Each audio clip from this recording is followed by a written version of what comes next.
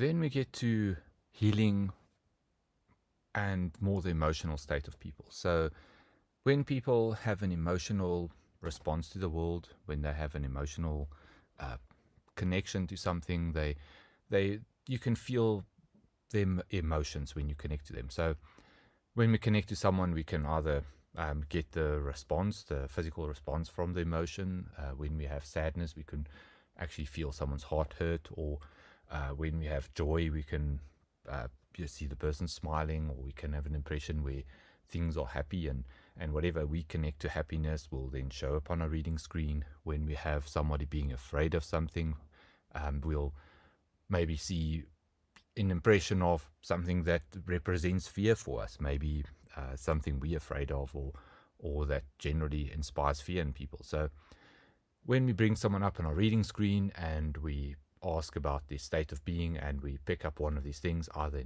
by you feeling it yourself or you getting some kind of an image that then relates to one of these emotions, like anger, you can see a person balling their fists or eating something, or screaming or something like that, and then this could be very much a representation of what emotion is happening with them inside.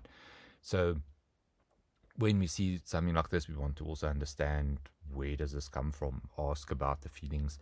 This is, again, we want to always probe everything. We want to investigate every little thing that we see on our reading screens. It's not a case of us sitting and we're saying, okay, well, we prop the person up, get the impression of them. We see an image and then we're like, okay, cool. We give the image to them. We basically describe. We want to see what's behind it a bit. If we get nothing when we dig into things or we try to look behind it, that's fine. But we always do. We always want to go and say, I want to look deeper into this. I want to see what's behind it. We want to understand. The purpose of it is that if we get an understanding of where they are in the psychic space, we can give that information to them. They can then use that to consider whatever's been happening in their life. They can then link things to each other, and then that could help them to do whatever they need to do. This then obviously removed from us as readers. We don't really want to get involved in people in their lives. We just have the objectivity of bringing everything out to the fore. We connect to that in our reading space, looking at it from an objective point of view, and then giving it back to these people. So an emotional component of people, we can get an imprint of that. We can connect that to, and then once we get the feeling, we want to see, okay, well, where does that relate? Where does that connect to them specifically? What we can do is we can look and say, well, where does this connect to? Joy can connect to the person's sense of fulfillment about how they do.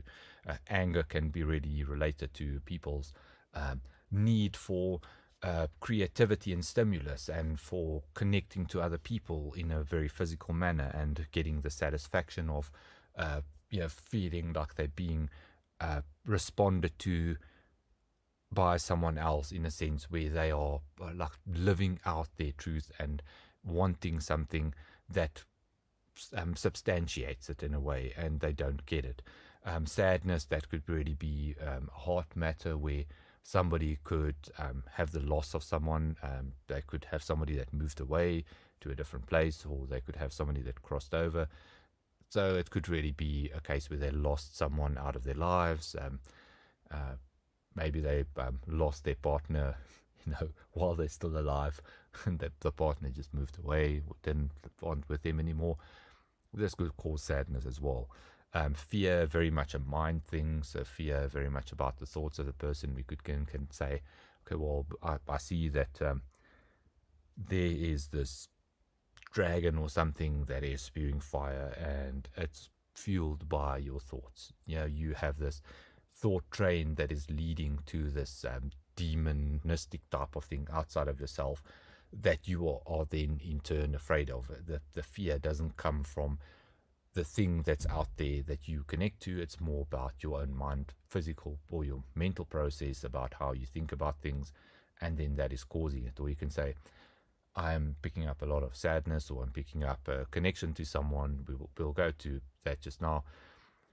But I'm picking up a connection to someone else, and that connection to someone else is then creating this disharmony within yourself, or I see that you're really happy about something. It seems like something happened with you trying to get your projects off the ground, and you really got fulfillment from it, and it seems like you're really satisfied with the results of it. Or I can see that you're very angry, and the connection that I find to it is that it's almost like this connects to your expectation from other people in a physical way, and this is not being met or fulfilled, and for that reason you are not in a state of balance, and you're more angry. Connect to the person, we get to the emotions or the representation of the emotions on a reading screen, and then we connect it to something in them, and when we ask about this, we investigate this, and we give all the information back to the readee or sitter, and that sitter can then take all that we've given them, and they can then process it in their own way and move on forward together with it.